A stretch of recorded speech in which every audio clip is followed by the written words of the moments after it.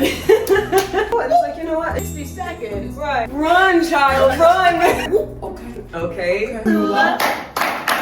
Yes, Sula. Yes, Sula. Yes, Sula. Yes, Sula. Yes, Sula. Yes, Sula. Good evening, members of the jury, robots in your automation habits, and any aliens streaming this trial from your interstellar cruiser. Today we gather for what might be the most outrageous custody battle in post-human history. This is the case of robots versus aliens, a fight for the custody of the last black child on Earth, Lawrence Sunseed.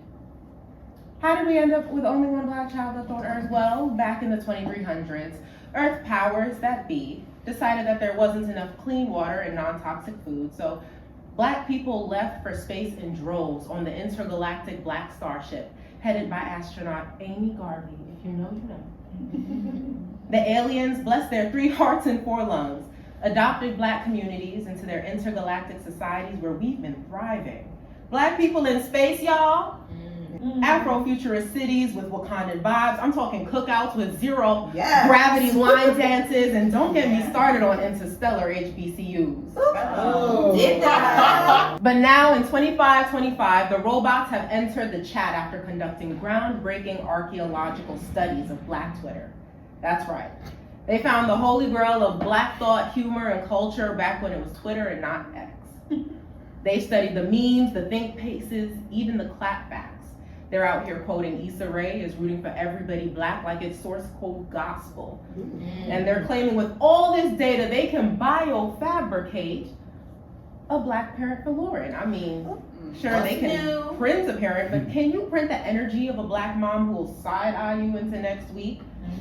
This isn't about robots, data, or aliens, advanced Afro civilizations. It's about what's in the best interest of the child. Aliens will be able to find a better home for Lawrence Sunseed, and they'll be able to celebrate his idea instead of scraping it. Ladies, gentlemen, sentient beings, put on your spacesuits. We're going for a ride. Cue the music. Tea with Sula starts now.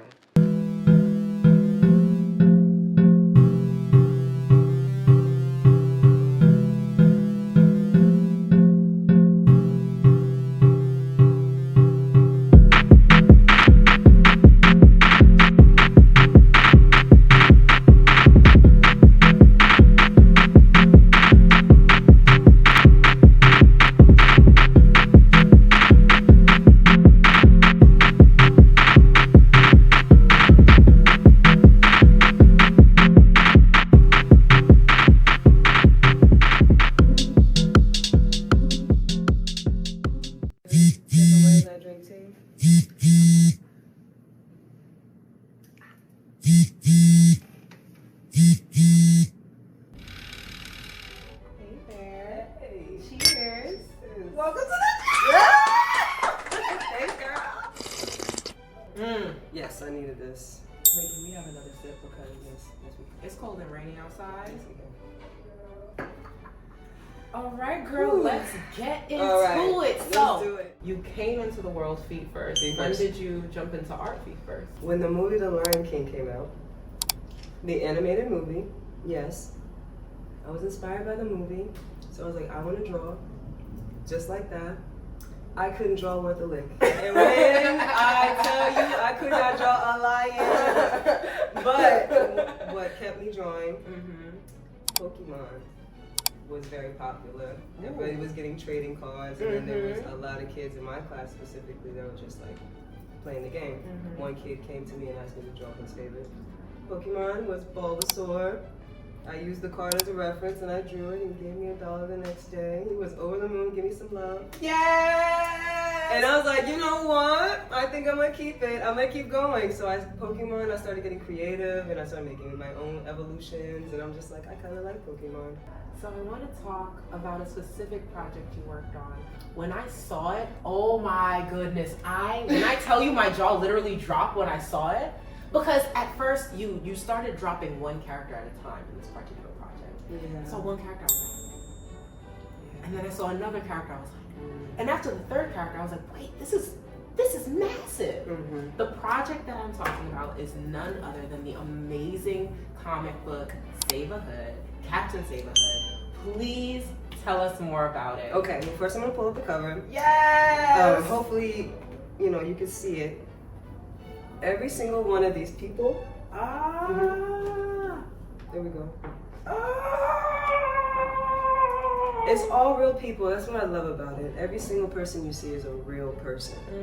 And it was actually her. She is the one who hired me from Instagram, and she told me, quote unquote, it was the way I did my baby hairs on the characters. Ooh. She's like, if you pay attention that much to detail, yeah. She wasn't looking for like a regular type of comic book artist. She wanted to do something different. She's the one who came up with the curriculum. This is my business partner, Micah. Oh my goodness. Yeah. Shout out to you, Micah. Yeah, Micah, don't leave me here, girl. I'm gonna hold it down. But yeah, no, she's amazing. She's so intelligent. She's inspiring, and she's pushing and moving the book in Arizona, Detroit, and Arkansas. Yeah, so I mean, it's much bigger than a book. The book is just, you know, telling the kids stories, showing who these kids are, but there are more kids. And Captain Saberhood is not just this group, it is finding the Captain Saberhood in all of it, like in everywhere. Because it's really just the ones who decide, I want to be a better example, and I want to help guide the ones who are looking for guidance to become better, so that you are a captain. Can you say you are a captain to the camera? I think there's someone who needs to hear that at home. Anybody who's wanting to do more for their communities and wanting to stand for more than chaos, you're a captain. You're a captain. You know what? You know what? I hate when a guest make me walk off. I hate when a guest make me walk off. Cause why? I was raised in Brooklyn. Tea with Sula was made in Brooklyn. And I am constantly inspired by the people, institutions, and businesses in this borough. That's why I'm excited to partner with Brooklyn Tea for today's tea. Afropunk, a sweet South African bush tea with peach and sandalwood notes. What was your process for building the characters? And just to give the audience a little bit more color on this, each character is not just an animated version of a real person. They have chakras, they have powers, there's a whole backstory with each character. Tell me, what was the process? How did you do it? Man, it was so deep. Okay, so first of all, when I got hired, Micah was breaking down everybody who was involved, all the kids that she was working with. Some of these kids were either going into juvenile systems, were already currently in juvenile systems, or leaving. And we had one that was getting tried as an adult because by the end of the process he was 18. It was learning who they were, feeling the energy in all of the pictures, and then with their chakras and understanding their stories, how could I make that real visually? I love Jijo. This is him. And he embodies the heart chakra, and I totally understand that one. It's just like, you know, he had a situation, you know, where he's going in and out of anger, you know, and anger from the traumas that he experienced. Once he overcomes it, that becomes his superpower. We got Zaza. She gets really nervous, and you know, she's kind of like susceptible to being anxious. But once she's throat chakra, once she finds her voice, all that's null and void. She shuts it down. Same with Lika. We have the females holding it down. So yeah, she just told me which kid tied to which chakra, their story. I just allowed the creator to show me what's up and how to like put that into everything. What did creating Captain Saberhood mean for you personally? You've talked about the joy of impacting these other folks, but what did it mean for you in the context of imagining Black futures? What it meant for me was I was being chosen to help something that is going to be impactful for the age group of what I feel like the teenagers and the young kids, they're almost, it's like we don't even have a preteen phase anymore. Like, what is preteen? That's not even around anymore. They're not even getting the chance to get the tools that they need, and they're still in a super developed mental state. Putting these kids in all these traumatic situations, their brain is overloaded. So with the tools, I was even getting tools for myself. I was like, you know what? This is something that's gonna be able to reach all ages, you know? And what it meant for me is that I felt a responsibility, and God gave me a gift that can tie to the responsibility to help visually bring out these tools. That's what it meant for me. I'm just like, okay, I have to draw the floor plan. This is the vision, this is the project. Here you go. You know what? You know what? I hate when a guest make me walk off. I hate when a guest make me walk off. Because why? You spoke a lot about giving others, especially young people who are in that stage of adolescence or pre-adolescence, giving them the tools. Do you have any words of encouragement for young artists? First and foremost, when it comes to art, I do believe that everybody has art in them. It's the one gift that you just have to put in a lot of hours. And the more hours you put in, the better your gift becomes and the more you understand about what you want to say. To young artists, don't stop drawing and continue to find out what you want to say to us, because that's the impactful thing that's going to leave the mark later on down the road.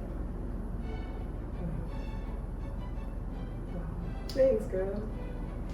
I'm saying wow to you. I'm saying wow in my head. I'm like wow. And I was like, wow, Wow, wow, wow, wow, wow, wow, wow. Now I'm going to transition a little bit to some of my favorite Afrofuturism pieces. One is this book by N.K. Jemisin called The City We Became. Wow. And essentially aliens try to attack New York, and each borough has their own representative that has their own superpowers with a particular accessory. So if you had to defend New York from an alien invasion, what would your accessory be? My accessory would be my pencil. Ah, I'm like, what? What you about to do? Okay, let's just, you go get him. Go get him. Go get him. I'm like, okay, you got that one. I'm gonna go ahead and make it a little bit more powerful. Another one of my favorite pieces of Afrofuturist creation is Black Panther. Of course. Of course. If you had to create an art tool out of vibranium, what would it be, and how would it revolutionize your creative process? See, you should have gave me this question yesterday. Like, what? I have to make a tool out of vibranium. What I'm thinking. Yeah. What I'm thinking. It has to do something that goes over my head. Okay. Helmet vibe? Some type of helmet vibe. Okay. Charles Xavier vibe. Okay. Okay. And it's like if I needed to travel anywhere and I couldn't go anywhere, I would do something where I would be able to travel here and see something, and it would be able to take me to certain locations. I love that. No, I want to paint the pyramids of Giza. Okay, hello. I do. Hello. And it's like, you know what? Exactly. This is what's the Oculus thing? That's what they were trying to do. This be cute. It's gonna be literally like a crown a little bit, you know? Okay. Design team, are you listening? Are you listening? Get on it. Get on it. In the beginning of this episode, I had an opening statement where I'm essentially resolving a child's custody battle of the last Black person on Earth between aliens and robots.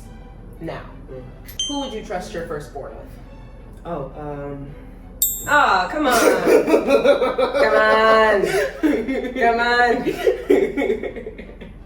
Those are the only two options? Yes, those are the only two options. Okay, so this is my thought process. Okay. With robots, they're created from humans. Yes. But we all know how that goes. We've seen So that is an inevitable end. It might be a process where they just, we don't know what's gonna happen. It's an inevitable end for each. Okay, so I don't know if I gave a child to either one. I'm just like, oh, are you going Beloved by Toni Morrison? You just gonna I don't know who I can pick. Oh my gosh, do we expect living? Like, do we expect them to live? Then I can't choose either. Run, child, run! I can't. Wow. Okay. Well then, I guess I'll pick the alien. Okay. I'll pick the alien. After your physical body goes, would you rather your spirit explode space or to upload your spirit to a hard drive so it could be downloaded to a different body later?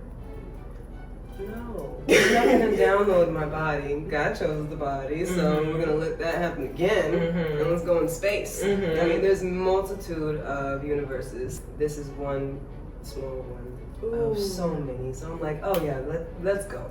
Okay. We're gonna go travel. Yeah, okay. Well, speaking of whole other worlds out there and let's go travel, I've got a really interesting activity lined up for you. Oh Lord. So this concludes our tea time segment. Let's get you over to activity app. Oh, okay, let's go. Yes. I didn't know we had activities. Yes, girl, we got an activity. All right, shimmy.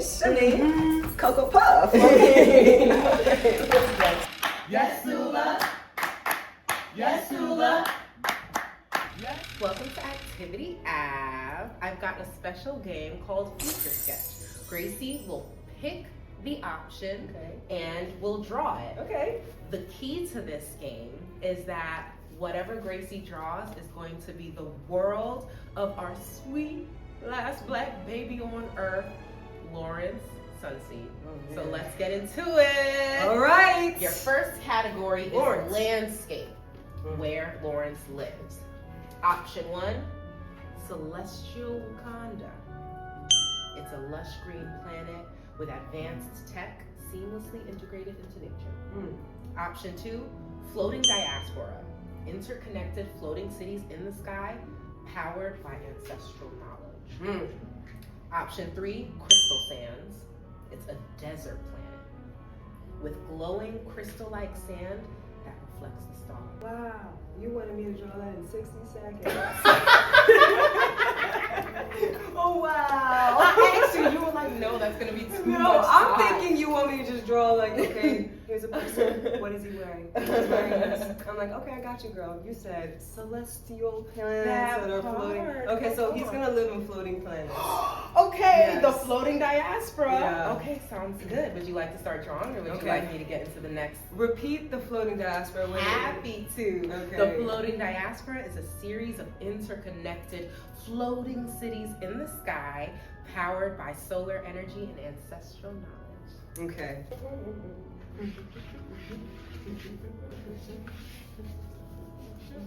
And I will be doing this the whole time. I'm not drawing with you, so I'm just encouraging you. Go draw. Go draw. Go draw. Go draw.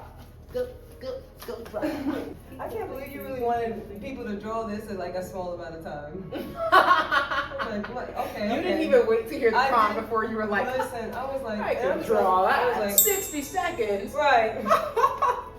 Would you like a portrait? Well, I know. Would you like a portrait? I know for the future. Like now that I'm future drawing, I know in the future. I need 3 days. Outfit. Oh, okay. What does Lawrence wear? How old is Lawrence? That's an excellent question. Okay. Lawrence is a child. Let's say Lawrence is about the same age as the kids you work with in Captain Save the Hood. The first option, Afrofuturist armor. Second option, a solar wrap. Third option, an ancestral suit.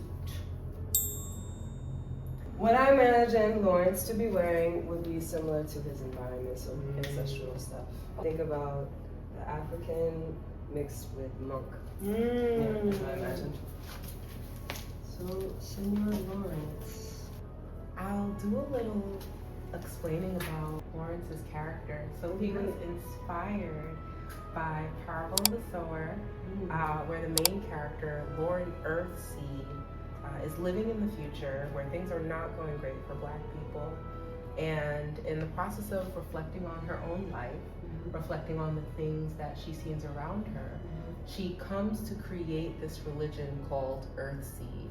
And the idea behind Earthseed is that everything has changed. What is Lawrence's power? Is he a memory weaver, which is the power to access and relive the memories of the ancestors? Or does he have solar manipulation, because you know we melanated, okay? And he has the ability to harness and control the sun. Is he a sound sculptor? which means he can manipulate sound waves. He goes into memories. Because he's the last black person on earth, he is so wanting to know where he's from and everything, and now that he has access to the ancestors, he can know about everything, so he's a memory bender.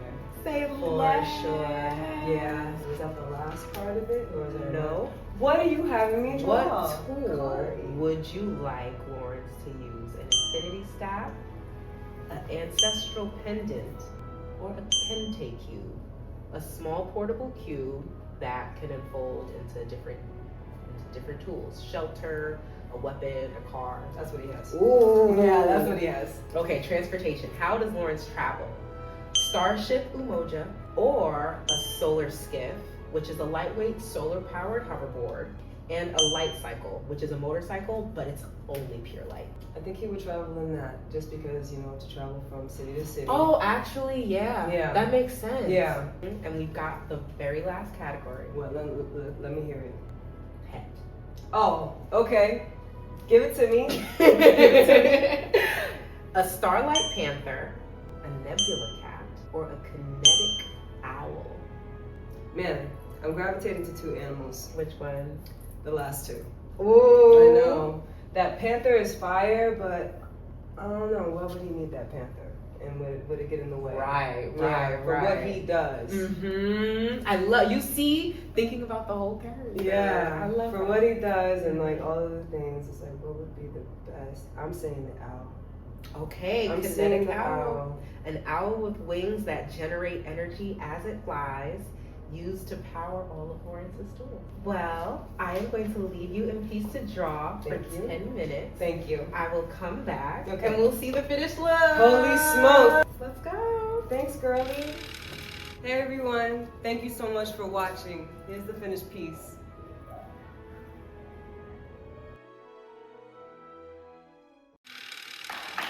Yes, Sula. Yes, Sula.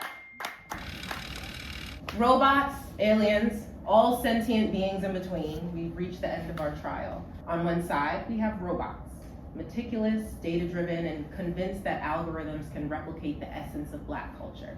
They've got the archives, they've got the memes, but let's be real. Black culture isn't just something you can code. It's not just data. It's art and color, movement, sound and style. Robots may have the receipts, but they'll never have the soul. Yes. So as we close, I leave you with this. Black culture doesn't need saving. It just needs to evolve to dream. Whether it's in the hands of robots or aliens, Lawrence Sunseed is going to find a way to survive because Blackness is the future. Yes. All right. Give it up for our guest.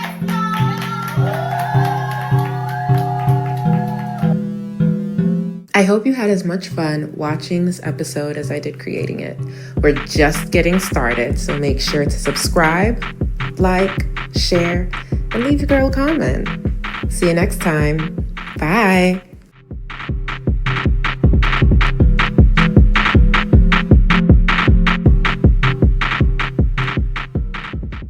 By 2025, 25. My first question, I want to know. Oh, snap. No, that's gonna make such a fun blooper.